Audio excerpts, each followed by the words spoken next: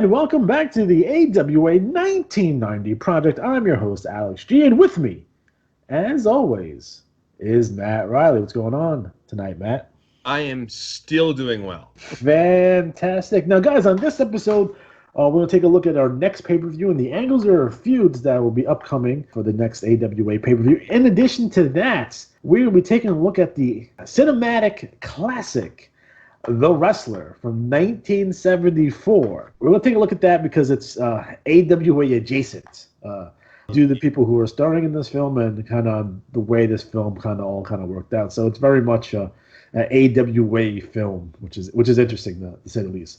But first, let's take a look at our ongoing feuds that we have. We just went through our first big event, and the main event was Ricky Steamboat taking on Bam Bam Bigelow, and Ricky Steamboat does get the win here, folks. So we need a new challenger for the AWA World Heavyweight Championship, and this will be shocking, to say the least. The new #1 contender for the AWA World Heavyweight Championship will be Jerry the King Lawler. Okay, we're in the dressing room right now with the new World Heavyweight Champion, Jerry the King Lawler, who just won the world title from Curt Hennig. Now that some of the noise has died down and some of the well-wishers have died away, you're about ready to go to the shower, Jerry. It occurs to me that we've watched you from the front end, and it's been a 14-year quest for this World Heavyweight title. It has been a dream and an obsession with you. Can you put it into words how it feels now to finally be the world champion? Lance, it's something that I guess probably 1,000 times throughout those 14 years, I've thought about what I would say in this situation, what it would feel like to hear you, Lance Russell, call me the World Heavyweight Champion, and what I would feel like and what I would say, and now that it actually happens, and I'm sitting here with the World Heavyweight Championship belt in my hands. It's something I don't even know if I can put it into words, because it's like it's like the realization of a dream. It's like a lifelong quest, climbing a mountain that you thought you'd never get to the top of, and then finally realizing, here I am on top of that mountain. Jerry, I got to say that in times when you've had title shots, you've been 60 minutes with the great Jack Briscoe, and I could name bouts and bouts. There were times when it looked like you might have given up, but you never did. You never quit hoping for the championship. Oh, no, I never quit hoping. And that's, when you give up, Lance, it's all over. And there are old sayings, and they don't get to be old sayings unless they ring true. It's quitters never win, and winners never quit. And the thing that gives you that little extra bit of incentive to not quit, and it may sound corny, but I don't care. It's the truth as far as I'm concerned, is the fans. We had, Lance, close to about 9,000 people out there tonight. And I'll be perfectly honest with you, there was a time, several times. First time, right after that pile driver, I thought it was over. Mm-hmm. Second time, when they busted my eye open early in the match, it messed up the vision in my right eye. I thought it was over then. But I knew deep down inside that if I quit, not only am I letting myself down, but I'm letting down all those 9,000 people, and many thousands of others that weren't able to be here tonight. I'm letting all of those people down. And those are the people, Lance, that make us, not just me, but any athlete. You're absolutely nothing. I don't care how big and how great you think you are. You're only as good as your fans. You're absolutely nothing without them. And there's no way that I've come this far and got that close that I was going to let them down tonight. The world champion, Jerry Lawler. Thank you, Lance. That sounds really, really good to hear you say that. Now you're gonna say, what the hell? He's not even on the roster. Yes, he is not on the roster. So I'm gonna have to step up my political game here, and I'm gonna have to go down to Memphis, and I gotta talk to Jerry Jarrett and Jerry Lawler, and I gotta convince these two guys. I don't have to convince these two guys that hey, it'd be a good idea if Jerry Lawler came up for a pay-per-view to job out to Ricky Steamboat. This is the way I want it to play out. Now, as you guys know, Jerry Lawler was former AWA World Heavyweight Champion. he never lost that belt. He was stripped of the title. He beat Kurt Hennig for the belts, and then he was able to unify it with the World Class belt by defeating Kerry Von Erich in the main event of the fantastic pay-per-view Super Clash 3. After that, he didn't get his payday, supposedly. Verne didn't pay any of the guys, and he left with all the money. Yeah, that's what the rumor says, that he didn't pay anybody. Yeah, bro. Yeah, I agree. So Jerry refused to defend the championship. He wasn't going to come back until he got his payday for Super Clash. So they stripped him of the belts. So that's what happened. So what we're doing, I gotta tell Jerry Jarrett and Lawler that, hey, listen, Verne and Greg are no longer, in that kind of capacity. I own the company now. Let's work together. Obviously, we've brought some of your talent up. I really want to have a really great relationship with Memphis, and I really want to bring up Lawler for a main event against Steamboat, and I want Lawler to put over Steamboat. They're going to look at me sideways. I'm going to ask them straight out, how much is that going to cost? And they're going to give me a figure, and I will happily pay it. So if they're going to say, hey, 15 grand to get this done, we're going to do that 15 grand to get this done. Because I think it's important. Because the angle that we're doing here is going to be different than the angle that we just came off. Now, we came off a heavy heat angle with Bam Bam injuring Vic Steamboat, and he's a monster. And we just came off this. I can't go back to another monster. Now, I had Bundy waiting in the wings for the future, but I can't follow up Bigelow with Bundy. I need a buffer in the middle. The buffer is going to be this Lawler thing. Now, what we're going to do with this Lawler thing is that I'm not going to have Lawler wrestle on the shows. Any shows preceding the pay-per-view, he's not wrestling on. Okay. I'm going to have him cut interviews in Memphis, and he's going to send them up. I'm really going to push this thing. We're going to show him beating Kurt Hennig. We're going to show Lawler beating Kerry Von Erich. Hell, I might even show Lawler beating Hulk Hogan and Randy Savage, right? Okay. Because those matches exist, and he beat them. Bottom line. So we're going to do a couple of music videos, and he's going to cut this promo. He's going to be a heel, and he's going to cut this promo about how he's the real world champion and how Steamboat never beat him for the belt. No one's ever beat me for the belt. Yada, yada, yada. He's going to make fun of Minneapolis and that kind of stuff. And we might have Steamboat go down to Memphis to make an appearance. We'll see how that goes. Maybe have a verbal confrontation, maybe a contract signing, and do it that way. Now, the match itself, when we get to the pay-per-view, it's going to be very important because I'm looking for this match to be sort of a carbon copy of the Lawler-Dundee match from '83. It's going to go long. It's probably go 45 minutes. It's going to be back and forth. And I want Lawler to start out as a heel, but by the end of the match be a babyface. Because I want to turn him in the match, because I think it's going to be important. Because the ideas I have for Lawler is that in the future, I'm going to have Lawler be my quote-unquote Andre the Giant or Bruiser Brody. He's the guy that the top babyface is going to call when he needs help. Okay. So, because Lawler's not going to come in full time, so we're not going to have Lawler on all these shows anyway. But if I need, to spike a house, or I need, hey, I'm going to do the 6-man mystery partner is going to be Lawler. That's how we're going to use Lawler, because it's 1990. He's a little bit past it, but I think he has one great match left in him, for sure. And he could do the whole thing where, like, in the match, he goes to pile drive Ricky, but then has a change of heart, and then Ricky kind of rolls him up for the 1, 2, 3. It's going to be a different type of match. Okay. And then Lawler is going to, raise his hand, shake his hand, and gives Ricky the endorsement. That's what we want. We want, like, hey, this guy beat me fair and square. He's the champ. He could do something where, like, he goes to throw the fire and then changes his mind in the match. Something along those lines where yes. he has a change of heart in the middle of the match, and he puts over Steamboat.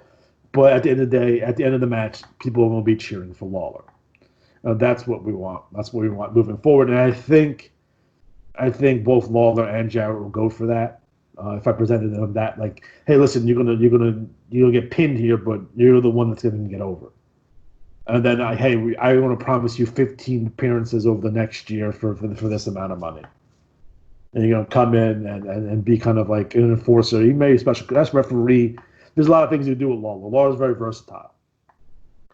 It may work into maybe getting him as an announcer later on. Who knows? But he's a very versatile performer. He makes people believe. And I think, if you go back and watch some of those matches with him and Dutch Mantel and him and Bill Bundy, you'll get it. And I think that match will be fantastic. I think it's a match that's never happened before. I don't think there was any. That's a dream match, I guess you would say. It's something you would see on the cover of PWI. I don't think Steamboat and Lawler had too many. I don't think they had any kind of matches ever. Not that I think Matt, you would remember if Steamboat and Lawler had a match. Of any significance. That's a really good point. I don't think. I'm trying to think if they crossed paths in WWE early years, but I think Steamboat was gone from that point. Like in the late 80s, he was in WCW. Lawler was not. Then he went back for a short run. Remember the Dragon get-up? Yeah, Lawler wasn't there yet. He wasn't there yet. And then I think Steamboat was back in WCW. Yeah. I honestly, that's a good call. I don't think they've actually crossed paths that way. I mean, maybe on a random indie somewhere, but again, nothing of any significance. So I think that's a match that on paper, I think people are going to want to see it. They're going to want to tune in for. Either the angle is strong, Lawler has a legitimate claim to the title, and makes Ricky look good because he's going to take on this guy who has his claim, and he's not going to be ducking him as a challenger. They were doing a lot of quote-unquote open-door policies that never really worked out well. Where like Lawler were like, oh, I'm going to challenge Ric Flair and Hulk Hogan, but they're not going to come. But he knew they weren't going to come. You know what I mean? I remember those days. I'd be like, wow, he mentioned Lawler. He mentioned Hogan. Like, Hogan ain't showing up. So World Class tried to do that too, and it never kind of worked out the way they kind of wanted it to. But I think, we do this and to be in probably Minneapolis or Chicago. Lawler got a heck of a reaction when he was up there. I mean, he's well known enough to the AWA audience anyway. I think he's well known in terms of wrestling fans. He's always got good magazine coverage. He was on ESPN, so he beat Kurt Hennig. That's a big deal. Did have a pay-per-view main event, so. What a night, huh? Wow. Oh, I gotta tell you. Do you know how long we waited? Yeah, you know, because most of you have been right there with us all the way waiting. And I want to tell you one thing. For the Jarrett Promotions, thank you very much for your support. I'm delighted you were here, and I hope that you feel like that you were, because finally, after a 15-year quest, son of a gun, it happened. We have a homegrown champion right now. Let's have it for the King and the new World Heavyweight Champion, Jerry Lawler. Bye-bye, finally.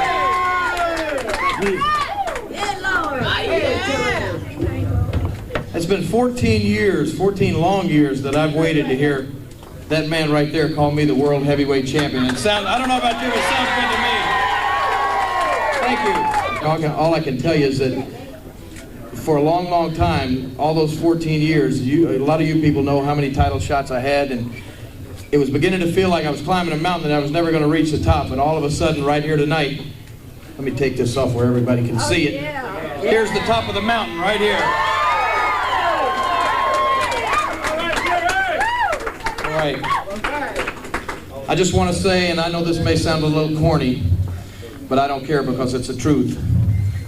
Myself, every wrestler, every athlete are absolutely nothing without you people, the fans, and I want to thank you for being here tonight. It's our belt right here in Memphis, okay? Our belt.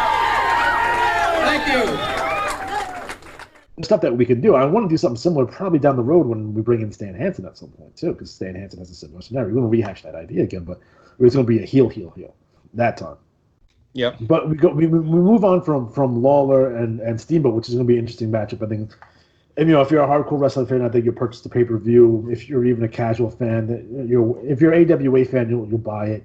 If you're a hardcore wrestling fan, you'll probably get the pay-per-view because it's at the very least, it's an interesting matchup. Now, in addition to that, we do have this feud with Scott Norton and Terry Funk, who's feuding with Norman the Lunatic and Cactus Jack. We're going to try to move Norton away from this angle because I want him in a feud with Bam Bam Bigelow down the road, because I think a Scott Norton Bam Bam Bigelow match in the future I think is going to draw. But for that to work, we need to add some more pieces to this. So after Norman and Cactus, they have Terry Funk, and hell, who are you going to bring in to fight Terry Funk? Well, I have an idea. We're going to bring in Abdullah the Butcher. It's this Saturday night. this Saturday night in the Omni in Atlanta, a steel cage with Rick Steiner and Sting. Can't you see? Can't you see that this is what we wanted? Can't you see this is what we asked for in the very beginning? Blood? You want blood? You think that this man is object to losing a little bit of blood? We've been looking forward to it. Look in his eyes. Look in his eyes. You ain't safe. You ain't safe. No, I'm not even safe. So where does that put you, October 12th? Where does that put you? It puts you with your backs up against a steel cold fence. No little stingers to help you. No little brothers to save your hide. Just two mean men who've been looking forward to this since day one. The writing is on the wall. Look close, Sting. Look close, Steiner, because your names are all over it. October 12th in Atlanta. So imagine the trio of Cactus Jack, Norman the Lunatic, and Abdullah the Butcher. That's going to be real fucking interesting. Terry's going to need a new partner here, and I can't think of a better partner for Cactus Jack, for Terry Funk in 1990 than the man himself, Hot Stuff Eddie Gilbert, will be coming in. Hot Stuff Eddie Gilbert and the beautiful Missy Hyatt. See how beautiful I am? Look. Well, that is very nice. Eddie, I've noticed, you know, you look like you've been hitting the gym an awful lot, been working out. Could it be that you're going to be a little bit more active in the wrestling ring? That's right, Bruce Pritchard. See, the big surprise for everybody, and the reason, and everybody wants to know, why all of a sudden has Hot Stuff taken an interest? Why all of a sudden is Eddie Gilbert coming back once again to the top, and along with me, Missy Hyatt? But why? The reason is, well, I sit back, you see, I put all my time, put all my effort into the two great athletes in the UWF today, Rick Steiner and Sting. And when I knew that they were ready, when I knew they were at the verge of being the tag team champions, that's when I decided, Bruce Pritchard. That's when Hot Stuff started looking at things, looking at your TV champion, looking at your UWF heavyweight champion. I started thinking, and Missy started thinking, and we started deciding, why don't I just hit the gym again? Why don't I put the boots back on, put the tights back on, put the tux back on, play the Hot Stuff music, and come out? Well, all the girls go crazy. I know you don't care about that, though. But when all the girls go crazy, and we come out together, and then we just roll over people, and see, I can stand here now and say, Savannah Jack, get ready, boy, because I got to make my honey real happy. Because I want a championship. And one-man gang, I don't care how big you are. If I want to, I can take your belt too. I'm going to make Missy happy, right, Missy? Oh, honey, you make me so happy. You do such great things other than wrestling. But you know, there's one thing that I do like to see you, and that's wrestle. And that's the one thing you can do. And you can win me belts. You can win titles. You can do so much things for me. Because, you know, God, I just sit here and I look at this picture of you, Eddie, and it just gives me chill bumps. See, can you imagine if it gives Missy chill bumps, how it's going to scare people to death like Savannah Jack, Akbar, everybody now the Hot Stuff's back on the scene. Woo! Hot Stuff, Eddie Gilbert, and Missy.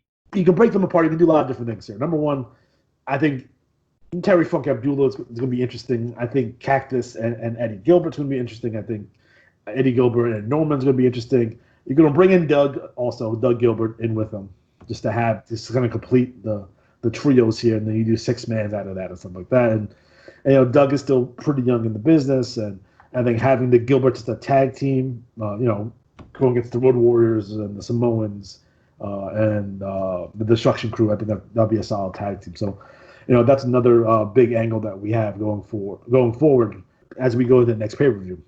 Now, I don't necessarily think these will draw all that well. That's why I want to keep a lot of our key matches to when we actually draw money. Right. Again, you know, this is our second pay-per-view in. You know, we're still trying to get guys like Larry Cameron over. We're still trying to, you know, expose the world to Pegasus Kid and Owen Hart.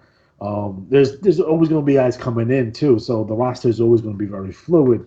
It'd be the first time that Scotty the Body is going to be on a national stage like that. First time, really, that, you know, Steve Austin, Chris Adams, Norman Smiley, Eric Embry, and Gary Young are going to be on the stage like that. So, you know, these guys are integral to what we're doing in terms of our business at the moment. Again, we're still rehabbing King Kong Bundy, because the last time we see King Kong Bundy, he is big splashing midgets, unless I'm an idiot, you know. So he need to be. That's why I chose Bam Bam first, not Bundy first. Although in 1990, I'm pretty sure Bundy had the bigger name. but Bundy was also doing mid-card comedy shit, where I felt more confident that we can get Bam Bam in that top spot faster than I could Bundy. So Bundy's going to be down the road as an opponent for Steamboat, and that's going to be real cool. Nice. I just hope that 1990 people are like, oh, this is too old school for me, but we'll see. It's going to be bright colors and neon and shit. I don't know. I might throw Bundy in a neon pink fucking singlet and call it a day. Okay. Who knows? It's 1990, for Christ's sake. So, Matt, I made you watch this movie. Oh, you son of a bitch. All right, there's a lot of electricity in the air, a lot of action coming up, because Roy Shires, the promoter matchmaker here at the Cow Palace in San Francisco, is putting up against the champion, Mike Bullard, a young guy by the name of Larry Pretty Boy Hennig. How long have you been waiting for this match? I've waited too long. I waited too long to catch the coward, not the champion, Mike Bullard, but the coward. The man that I've chased from coast to coast, the man that I've chased from continent to continent, and you know who I'm talking about, the pot-bellied, spindly-legged, bald-headed, toothless Mike Bullard. That's the man who I'm talking about. That's the man that's going to be punished for the years that he's put this match off. So The Wrestler 1974 is an independent film directed by Jim Weston, produced by Verne Gagne and W.R. Frank. I'm Frank Bass. I've been a wrestling promoter for nearly 20 years, and I've known a lot of wrestlers. So whenever I hear anyone say wrestler, I think only of the champion, Mike Bullard. He's unbeatable. Let's go back and talk about the time frame here. It's 1974. We're kind of in the heyday of the National Wrestling Alliance. The AWA is on top of his game, and the WWF is a major player in the wrestling industry.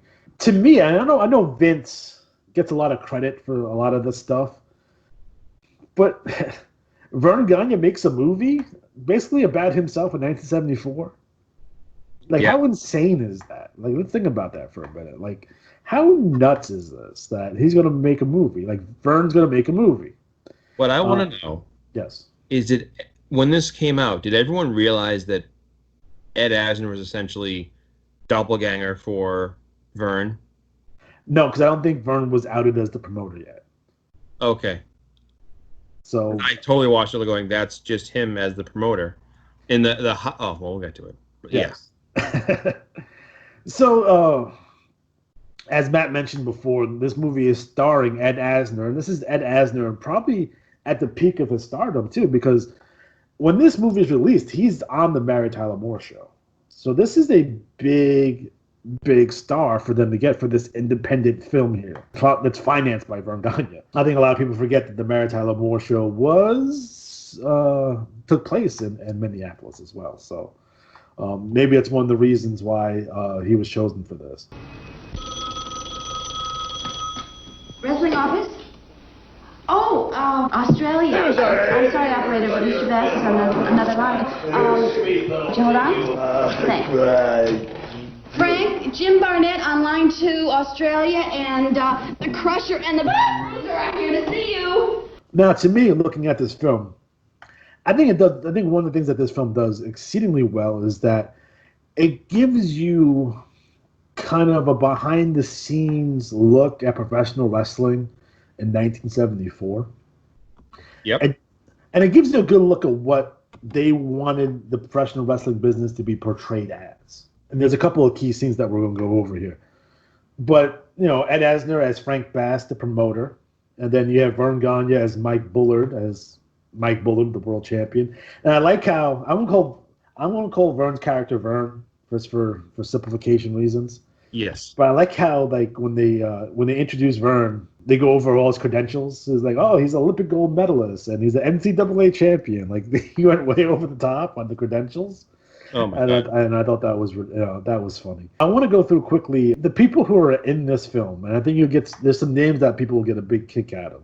So obviously we have Ed Asner, we have Verne Gagne, Billy Robinson's in the movie, Don Morocco, Lord James Blears, yes, Danny Hodge, Dan Gable, Vincent J. McMahon, the Crusher, Dusty Rhodes, Wahoo McDaniel, Marty O'Neill, Joe Dusek, Nick Bockwinkel. By the way, the scene that Nick Bockwinkel's in, he steals the scene, by the way.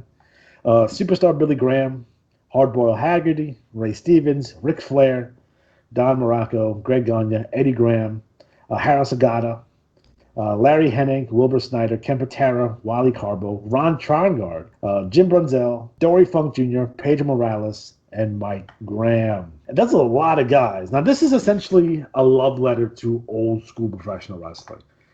Professional wrestling in the 70s. And long story short, to give you a quick synopsis of what the film is about. The film revolves around Mike Bullard, who is the world champion, and Frank Bass as the promoter. Now, Frank Bass has a lot of things going on. So there's a couple of big key conflicts in this film. First and foremost, Frank wants Verne to retire.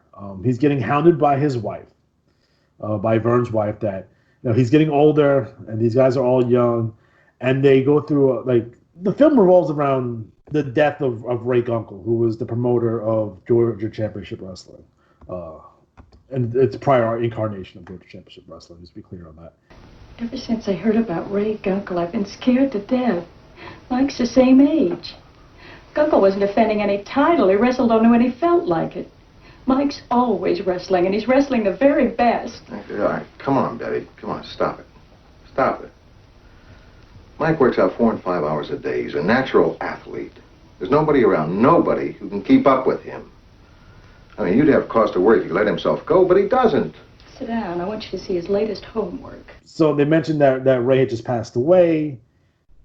Verne's wife is giving him shit about retiring. She's giving the promoter Frank shit about retiring. And then they do this match where Ray Stevens kills a fellow wrestler in the ring. So that's one aspect of this film. In addition to that, you have all the other promoters from the NWA and the WWF. They want to do the Super Bowl wrestling thing. And they don't want Verne competing because they feel he's not marketable because he's too old. So you have conflict number 2. Tally ho, Frank! Lord James Lear's big blonde beast. How are you? Fine. Oh, boy, you look good. Hawaii's really treating you well. That's the only place to live, Frank. You know, the fresh air, the surfing, the sunshine. That's what you should do. Oh, go on, sit down. Where you in Minneapolis? Frank, do you still have that compulsion you've always had to try and come up with a top contender for old Bullard? What, are you putting me on? You know I do. My #1 project. I've thrown everything at him but the audience. But you are still looking for a contender with what it takes, right? If I were an alcoholic with 1 shot of booze left in my name, I'd give it to the man who could point me in that direction. Well, uncork the bottle, old chap. Pull down the shades. Put this film in the projector. I think I have your man. Are you serious? I'm dead serious.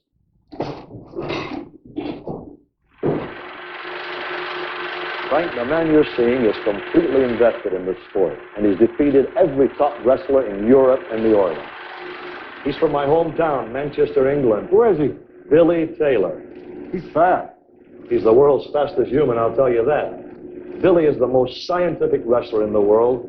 He loves those long matches where you can take a man and grind him into the mat. Now here he is in Japan. Our style of wrestling is completely overshadowed anything they have over there.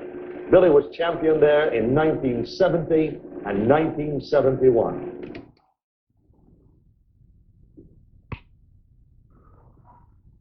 He's great. That guy's a combination of Gotch and Nagurski if I ever saw one. He's the one, Tally. He's the one that's going to take Bullard in a ring. If only he was in the States. Well, he is. Where? Down at the athletic club working out. Already. And in conflict number 3, you have these mafia guys in this film who are pressuring Frank to have Mike take a dive so they can bet against him. In addition to that, you have James Blears, who introduced Frank to Billy Taylor, the new upstart, the up-and-comer, the next big thing, essentially, who was played by Billy Robbins. So you have these conflicting forces throughout the film here. In addition to that, when Ray Stevens kills, I think it was Mike Cutler was the guy's name, or Steve Cutler, was the wrestler's name. there's this moment, there's this scene in the film, like, okay, the wrestler dies, and there's press there, right? So he's going to have like a press conference, and he's upset that none of the major networks are there, or the Newswire is there, or the AP is there. It's just basically like 3 sports columnists, and that's it. And like 2 of the guys are cool, but one of them is giving them shit about how wrestling is fake. Yes. And and then Frank goes on this monologue, which is fantastic. I'm actually gonna play a clip of that because I thought it was so good.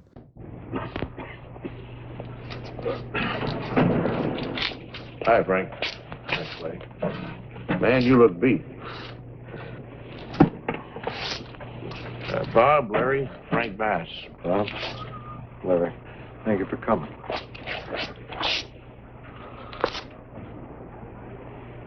This is it, huh? None of the wire services or network showed, huh? I'm afraid not, Frank. That's really nice. That's really nice. Football superstar gets a blister on his pinky and makes a front page. Cutter dies in the ring, and then you're lucky to get it in the obituaries. All right, I'm sorry he died. His family's sorry he died. But outside of them, who really cared? Who really cared? How about all those fans in this country? Canada, Germany, Japan, and India. How about those fans? They really care. Don't those fans deserve to read as much about their champions as the champions of your other readers? Pro wrestling belongs on the theater page. It's entertainment, strictly entertainment. That's all it is. Why? Because these guys are colorful? Show me a professional athlete who doesn't have to be a crowd pleaser to stay in a game. Picture the Green Bay Packers fielding a team dressed in sweatshirts and Levi's. That's not the kind of entertainment I'm talking about. What I'm talking about is where the actor gets up and goes home after he gets killed off in the movie. Oh, that kind of actor, huh? Mm-hmm. You'd have a hell of a time selling that idea to guys like Gunkel and Garibaldi, Zaharich and Romano, Haiti, Lindsay, DiBiase, and a hell of a lot of other guys. Oh? Who are they? Wrestlers who died in the ring. Guys like Cutter who didn't get up and go home. Wrestling's one of the oldest sports in the world. And it bugs me that so many of you guys don't realize what exciting copy it is. It's fast and furious. It's as rough as football, takes the stamina of basketball. These guys have to train harder and longer than any other athlete. Frank, how did Cutter die? Stevens hit him with a knee drop from the top rope. On purpose? On purpose. You mean he killed him intentionally? No, he didn't kill him intentionally. That's one of the risks of violent professional sport when the stakes are high. Stakes high? What did he get, $75 a night? Oh, boy. You really do your homework, don't you, huh? That's something. It may interest you to know, my friend, that the championship belt alone is worth $250,000 a year to Bullard. That's what Cutter was fighting for. Well, that'll give Stevens a clear shot at the title. I don't know. He was disqualified for using the top rope. Well, who's left to go after Bullard? I have another contender. Well, I'm here to talk about Cutter. Well, I don't know about you, but I've got enough. You've got enough. You're really something. Because you don't understand the sport, you don't want to write about it. Understand? What's there to understand? Has it occurred to you that millions of people may not be interested? Maybe so. But there are 40 million fans in this country alone who are interested. Those are the people who make this sport. They make it the colorful sport it is to watch and read about. Yeah, and whether their man wins or loses, he still gets the fringe benefit. Fringe benefit? This is strictly free enterprise, buddy. These guys are loners. They book their own matches. They don't have owners. They don't have managers. They don't have coaches. Just themselves. And when they go to the hospital, they're the ones who pay the bills. The only fringe benefit they got is a crack at the title. And to get that crack, they have to win. Cutter died while trying to win. Frank, Cutter will get the coverage in my column. But do us a favor, will you? What? What's the name of this mysterious contender you talked about? Oh, not mysterious. His name's Billy Taylor. So they had this monologue, and again, I can see Verne saying this. So I feel like Verne wrote this scene. Oh, I'm sure. Oh my God. So he goes into that, and Larry's going to listen to the clip. In addition to that, there's lots of references to wrestlers who don't make it in the film. So you had the secretary in the office, and she's like, "Hey Frank, you have Jim Barnett on the phone from Australia." I wish Jim Barnett was in the movie. Like, my boy, that'd been interesting. They mentioned Bill Watts in the movie. They talk about the other champions who were Dory Funk. So they show a picture of Dory Funk. They show a film of Dory Funk. They show a film of the current champion for the WWF, Pedro Morales. And then there's a part where all the wrestlers are working out with Verne, and then he's showing slides of different wrestlers: Andre the Giant, Bruno Sammartino. It's a really if you're into old school wrestling, you definitely gotta check out this film. I thought it was really the way they did it. And it felt really true to life, where they if you have to be a super hardcore fan to know these names in 1974. When they mentioned Bill Watts and Jim Barnett, you're not going to know. You have to be super in the know to even know these names. There's also another scene here when. Hold it, McMahon. If ever there's been a wrestler who deserves a shot at the national title, it's Mike. Frank, that's not the point. Then what is the point? Well, Mike's been a great wrestler. He's held the belt longer than anybody I can name. And there you go. Yeah, Frank, this is our first national contest. It's got to be good, and it's got to be fresh. We need young wrestlers, guys with vitality. What the hell are you talking about, Dusek? Huh? Mike's got more vitality than any wrestler you can name, me. Hell, Frank, you're making us the villain. That's exactly what you are. Mike's our friend, too, but you know we're right. He doesn't fit the image we need for a national contest. Image? What about your other league champions? Dory Funk is bald, man. Yeah, Frank, but he's only 32 years old. Frank, we've been on your back for over a year. That I know.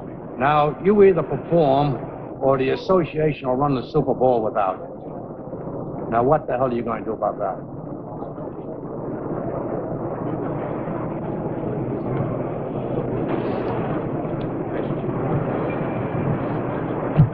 Billy Taylor's what I'm going to do about it. All right.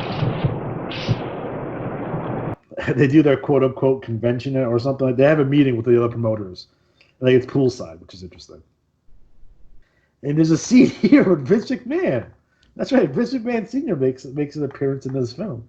And I thought that was fucking awesome. It's Vince's dad. There he is.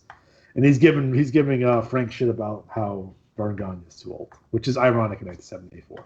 So Matt, what are your thoughts on the film? Oh my God, it's bad. Number one, it reminds me of all these self-aggrandizing martial arts films where some guy who's not one of the best portrays himself to be the Bruce Lee, and they have to fight where the guy, the woman's he's so strong, he's so whatever, and that scene where they're oh, he's an Olympic champion and all these things.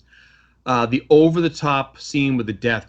These guys have the endurance of basketball players, the strength of football players. They train for 7 hours a day. None of those guys do that. I just that. Oh my God, Verne. And Verne I train 6 hours a day. I'm physically fit. By the way, your superhero shouldn't have a body that just goes, well, he's paunchy. There's some big dudes in this film.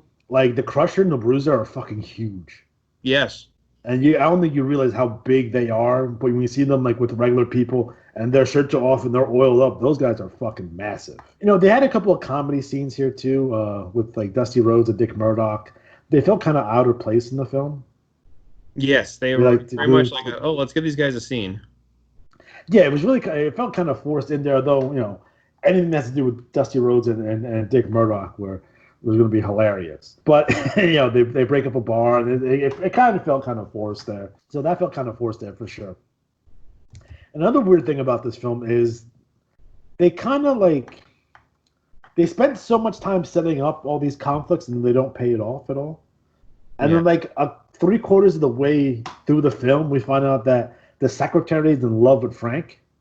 Right. Which kind of really comes out of nowhere because you don't really see it beforehand all that much. And then clearly this girl is out of Ed Asner's league. Come on. She's clearly 23, 24 years old.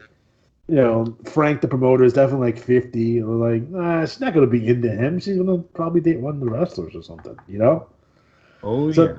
So that scene comes, kind of out of left field. Like they kind of just kind of force fed that there a little bit, for sure. That was one of the ones where I was like, that's so obviously self-serving. Like, I'm going to give myself a romantic scene. Like, dude, no. Just no. I've done acting, so I've been in those scenes. I've seen scripts. I did a script once, or did a movie once, where the guy, it was a great premise, but the guy who wrote it was also the star of it, and he wrote himself to be like a hunk, and then you ain't no hunk. Like, no, dude, no. So it was really awful and awkward. And watching those scenes, I completely believed that Ed Asner was the most looked like me. There's a certain thing in Hollywood right now where they talked about how certain directors find the better looking version themselves to play them in movies. Mm-hmm. Like Judd Apatow uses Paul Rudd, and I forget some of the other ones. Basically, just certain actors are used as, like, Johnny Depp was for the guy that did the first Batman, Tim Burton. Tim Burton, yeah.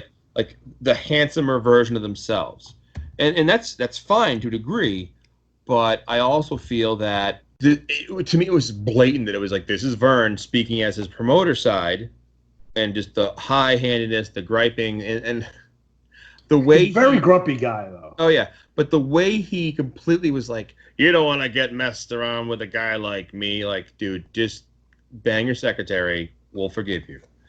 Like, no. Sorry, I found that very annoying. I wonder who played Verne's wife. Was that actually Verne's wife? I wonder. I do not know that. I would be surprised. Yeah, I mean, they probably would have just casted her anyway. Maybe he's like, honey, I'm just going to kiss her on camera. Don't worry about it. One of the biggest problems of this film is that Verne is not in any way in any peril. So they're worried about him being too old and him dying in the ring. And they kind of set up this premise like, hey, like wrestling, wrestling is a dangerous sport and people could die. But there's not any scenario in this film where you felt that Verne was in any danger. So, like, he had a match with, like, Larry the Axe Hennig, and he didn't get injured in the match or nothing. Like, he's not hurt. So when you get to the main event, the climax of the film, there was no feeling that he might die in the ring. And sure. I don't know why they left that out, or they kind of let that plot line kind of, like, you're worried about him, but he's the best wrestler in the world, and he's not in any trouble at all in any of these matches. It would have made a big difference, like, well, maybe he goes into this match with Bailey Taylor with, like, broken ribs, or his ankle's fucked up, or he almost has a heart attack in the match before, and they're worried about him. He's not in any peril at all. No, it goes to your point. Like, the thing about this movie that was the only thing that changes is the promoter ends up hooking up with the secretary. Yeah. And the whole mafia scene is pretty much just, it's straight up like a Cannonball Run type scene. The two big guys show up and just pummel the dudes with guns, throw them through the door, and including their boss, who moments ago was like beating the shit out of Ed Asner. So as a viewer, I mean, that whole thing with Ed Asner, I'm sorry, what was the name? It was something Bass, Frank Bass, yep. At the secretary's office, and he goes outside, and he's like thinking to himself, then he goes back in and starts kissing her. It's like, this is like, I just see Verne's wife watching on, honey, you could have played both roles. But to your point, like, there's no conflict resolution in this film, because you're basically back where you started. Now, spoiler alert, Verne Gagne, they try to leave it ambiguous, but he wins the match with the drop kick at the end that goes to the screen, right? But clearly Verne wins the match. So again, poor Frank Bass is still in the same position. He's still going to have Verne's wife calling him, wanting him to retire. The mafia dudes are still after him. They didn't get arrested or anything. There's no scene where the mafia guys get arrested or anything. So they're going to come back after him. And the other promoters are still going to be pissed because they want to do the Super Bowl wrestling thing, and they don't want Verne in it because he's not marketable and he's not young. So he's literally in the same spot. Nothing happens. Yeah. Other than, Billy Taylor getting beat. So your next big guy, your big hope, he gets beat. And it's like, all right, we're just right back where we started again. It's kind of a it's the most AWA thing you could do. Yeah, totally. It's like, did Verne book this? Yes, he did. He clearly did. Again, there's a lot of cameos in this movie. I think everyone knows about the Ric Flair cameo when they're at the kitchen table eating.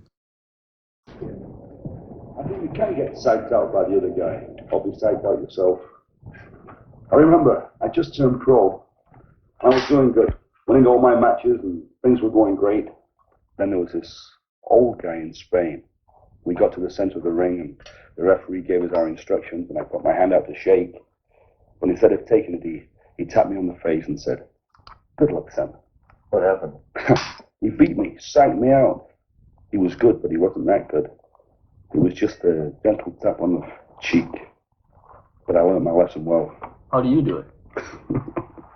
That'd be telling. I'll put it in my memoirs someday. I'll tell you how he does it. Just keeps winning every match. It's not to psych anybody. So do you. Yeah, but it's getting rougher all the time. As a matter of fact, I was just telling Betty the other day, wasn't it? Telling you what? That I'm going to retire. You're going to retire? And Flair's there. Rookie Ric Flair looking huge and jacked. Dark hair. That's always interesting. We see both Eddie and Mike Graham. Mike Graham looking huge, by the way, in this movie. God, he looks fucking humongous. Dan Gable's in there because Verne loves amateur wrestling for reasons. So that there's a whole like training, like he's gonna train these new recruit guys. So that's it. Jim Brunzell's in there for no reason. It's suck at Jim Brunzell. Well, Jim Brunzell gets beat up in the ring by Billy Robinson. He sure does. Billy Robinson looking big and jacked in this movie too. Like you can tell, old school wrestlers, they're so barrel chested. Like they have to be like a 60 chest, in a suit jacket. They have to be. It's also the whole thing where they're pre-steroids, by the way. Right, but they're also just doing the whole I'm going to do my arms only. They're just they're all traps, arms, and chest. It's just huge. You got to see some promos like Superstar Billy Graham. You see it. It's this is the AWA roster. Yeah. So imagine, their roster is stacked at this time. It's Dusty, it's Wahoo, it's Billy Graham, it's Don Morocco, it's Ric Flair, though Ric Flair doesn't stay very long. It's Larry Hennig. I'm pretty sure Greg is the referee at the end, by the way. No. Yeah, I'm pretty sure that's him. I should really ask Greg. Greg, is that you as the referee at the end? Because it's Greg in 74, so he looks different.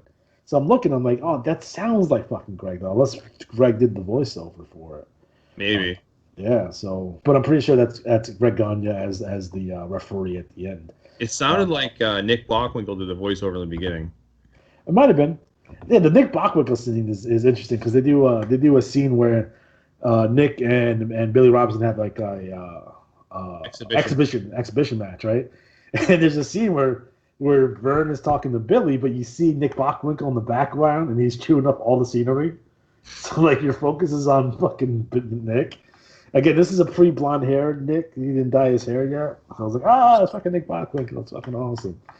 That's the thing that pops me about the movie. The cameos pop me a lot. Oh look, fuck, hey, look at this guy, and those names. So I definitely recommend if you again, as a wrestling fan, I do recommend this as a film. Is it the best film in the world? No, it's an independent film produced by Verne Gagne. Yeah. What do you expect here, guys? Although I would say do you think it's better than No Holds Barred? Can I tell you a secret? I've never seen the whole entire movie of No Holds Barred. We're gonna watch that and I'll make you review that shit. I think it's better than No Holds Barred. I think it's better than The One and Only.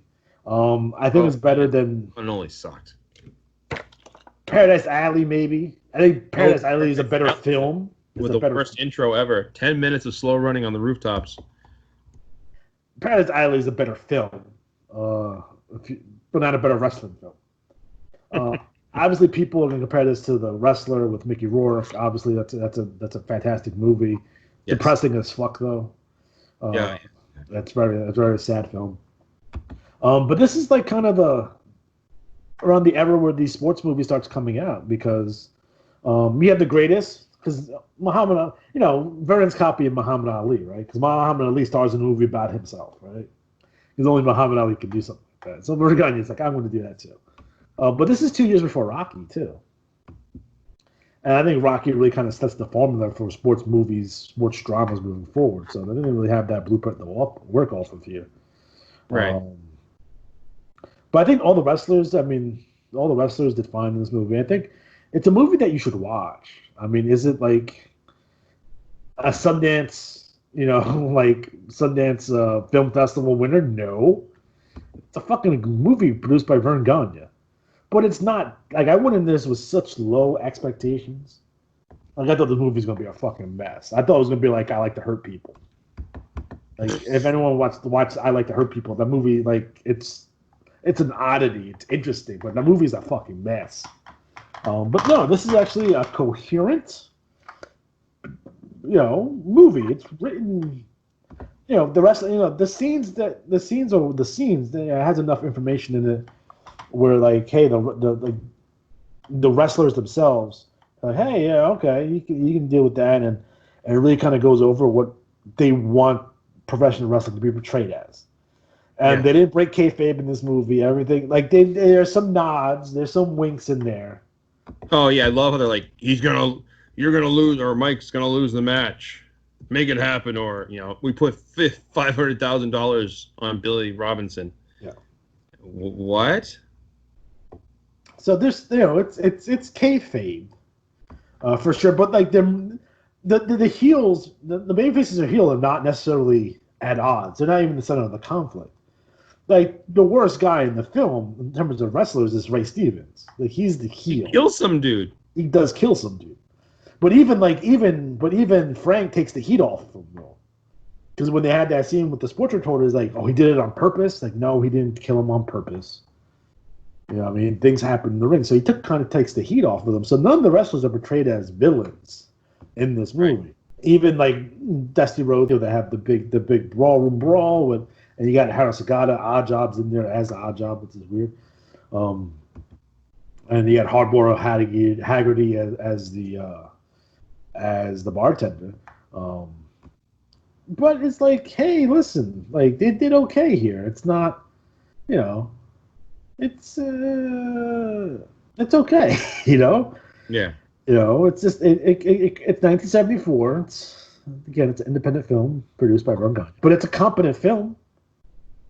It's a competent movie. It was semi-released. I don't think it made any money though. But you see Verne, Vince gets a lot of credit of bringing show business to wrestling. But as we see here, we have Verne Gagne doing it first, and a lot of things. Right. Verne Gagne did it first. So for me, I do recommend this film. Like, it's on YouTube. Like, watch it.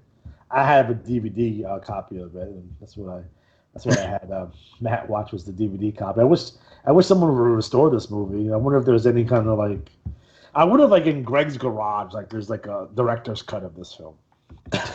You know what I mean? I want to see unedited sex scenes. I think there's some money to be made though for Greg to do like director's commentary over this. I think he should. Maybe I'll reach out to Greg and be like, Greg, do director's commentary over this? Because there has to be some interesting anecdotes about making, like, what these guys, the list of wrestlers that are on this. There has to be some interesting stories here. Right. Like, how was Ed Asner? Like, what the fuck Ken Patera was doing? Like, hey, like what was the conversation that put Vince on screen? I think he calls him a son of a bitch in the movie. Like, you son of a bitch. I love how he's like, the Super Bowl of wrestling, and I'm like, so basically you gave away the WrestleMania idea in a movie for free. Well, this the whole point was that they're going to have all three champions wrestle each other. I don't know how they're going to do that, but that was the concept. Right. And Vince has a very old school New York accent. Like, he talks like someone, like, he has a 1930s New York accent. And whatever you think that is, it is. I love the music, like the scene of the pool where it's like do do do do do do do do do, like oh man, no wonder Lawrence Welk was so popular. Very early, even the Secretary's Apartment, very early 70s. Oh yeah.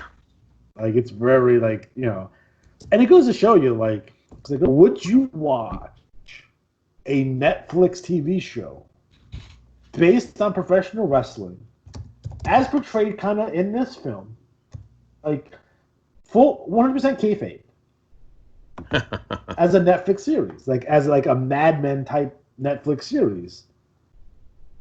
I think I would watch the fuck out of that. Yeah, I could see that. I mean, it would depend on who's cast as what, and like a lot of things, like how the show goes. But Look at how successful Glow is as a TV show. Yeah, like that was a Netflix hit. You know what I mean? They could definitely do something like, even if it's all in like, okay, maybe they don't use any like historical characters. Everything is made up. Like you know what I mean? Like everything is made up. Like, everything is not real. But having a TV show about professional wrestling like in the 70s, where you have all these stories like the Georgia War and the AWA, the WWF breaking away from the NWA, like that kind of stuff. That stuff would be interesting. I would watch the shit out of that, to be completely honest. Because from a historical perspective, I think it's a good idea. So, in closing, go watch The Wrestler. At the very least, it's an interesting film. Right. All right, guys. So we are officially out of time. So for Matt Riley, I'm Alex G. Have a good day. Part of myself and hundreds of thousands of wrestling fans throughout the world after what happened last week in front of a coast-to-coast television audience about your physical well-being. You know something, Eugene? Let's not worry about my physical well-being. Let's get back to matters at hand. I want to come out and make a formal apology to all my people for what I did on April 24th. The way I walked away, the way I turned my back, and the way I left you hanging. And the reason was, Eugene, you always hurt the people you love the most. I know, tremendous disappointment, Hulk Hogan, on your part, and a formal apology, if that's what you want to do. Now is certainly the time. But something good came out of it, Eugene. I took on a one-man vendetta. I traveled all around the world, all around the country. I tried to ruin Nick Bockwinkel's life, and I almost did it. But something better than that happened. Everywhere I went, the people said, Hulkster, come back and wrestle for us. We get the gut to have you. And you know something? I got thousands and thousands of cards, letters, petitions everywhere I went. And I want to thank each and every one of you because it means so much to me. And yes, sir, the love affair will go on and on because this is a great country of America and you can always change your mind. And yes, I'm back to wrestle again in the AWA. What about Nick Bockwinkel, the world's heavyweight champion? Hulk Hogan. You know me, Gene, you can put Nick Bockwinkel at the end of the list. Everybody knows I can beat him on any given day. The person I want to talk about is this Mr. Saito. Everybody knows that the Hulkster's American-made from head to toe. And Mr. Saito, you're the first man alive to ever put a mark, a scratch, or a blemish on the Hulkster's body. And you're going to pay dearly for it. Hulk Hogan, that bandit. Oh, my word, look at that car of I can't believe it. Can our television camera pick not a mark on this man's body until this incident when that trophy was rammed into your chest by Mr. Saito? You know what that means, Gene? I never draw the line between race, color, or creed. And I judge a man by looking into his eyes when I see his soul. And when I looked into Mr. Saito's eyes, I saw evil everywhere. So right now, Mr. Saito, you're going to face the red, white, and blue. Red, because I'm red hot about the whole situation. And white, because I'm a dirty white boy. And blue, because that's the color you're going to be. And I pity you when you step in the ring with me. I've got rays running from head to toe. And I will not forget the mark and the blemish upon the Hulkster's body. And I've got everybody behind me now. And me and Gene, I pity the man when he gets in the ring with me. Well, the people obviously wanted you back, Hulk Hogan. Now is the time, I'm certain, that promoters throughout the AWA heard what you had to say. You said it, me, Gene. I'm back to stay and I'll never leave again. It's truth, justice, and the Hulkster's way. And Hulkamania's running wild. The incredible Hulk Hogan making the statement, thousands of petitions. He has made the decision to return to the... Thank you very much. Right now, ladies and gentlemen, this is Bill Apter for Pro Wrestling Illustrated magazine. I've gotten Loverboy Dennis away from Paul E. Dangerously. He has agreed at this point right now to an exclusive interview. Okay, first of all, pardon me?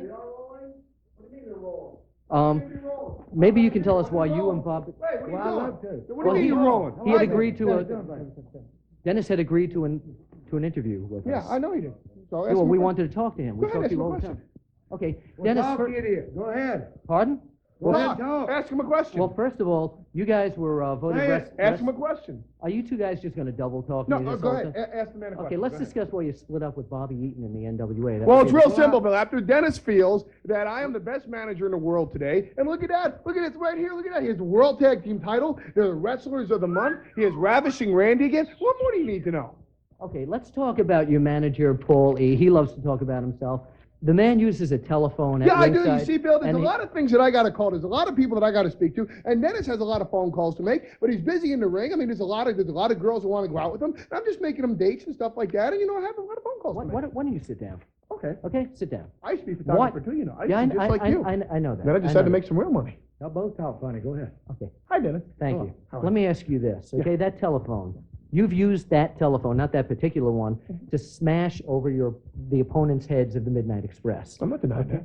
Well, why do you do this? For the Don't fun. you know that's illegal? For the hell of it. You get a kick out of doing I get that? a kick out of it. You see, Dennis and Randy, they're the kind of guys that'll stick their thumb through your eye just for fun. And I like that. That's my kind of So guy. you enjoy breaking that? Oh, yeah. Hey, Bill, after we got the World Tag Team titles, and you see, and people say, well, Paulie Dangerously, you guys cheat. And they say, well, Paulie Dangerously, you guys break the rules. They say, we use the phone, and you hurt people. We hurt Bill Dundee, we hurt DJ Peterson, we hurt JT Southern. They helped me plan hurting Tommy Rich. All the people that we hurt. You know what I'm going to say after? Yeah, we do cheat. How's that? What are you going to do about it? You see, because if they want to ban us, let them try. Because we're the only things happening in the AWA. What would the AWA do What do without you mean? Wait. Dennis? Randy Rose isn't here. Where is he? Randy, first of all, don't call him Randy Rose. It's Ravishing Randy. We have some Excuse business me. to take care of in Atlanta, Georgia today, and he's down there taking care of. Hi, Randy. How's it going? We're here talking. It's okay, babe. Okay, the last question right now. The fans' dream match. Your Midnight Express against the NWA Midnight Express managed by Jim Cornette. Bottom line on that. That answer your question? No? Good. I don't want to answer it. How's that, man? You like it? You like it? I want to answer that kind of question. Don't put... For Pro Wrestling Illustrated, this is Bill Apter. I say the heck with you, man. Cut, please.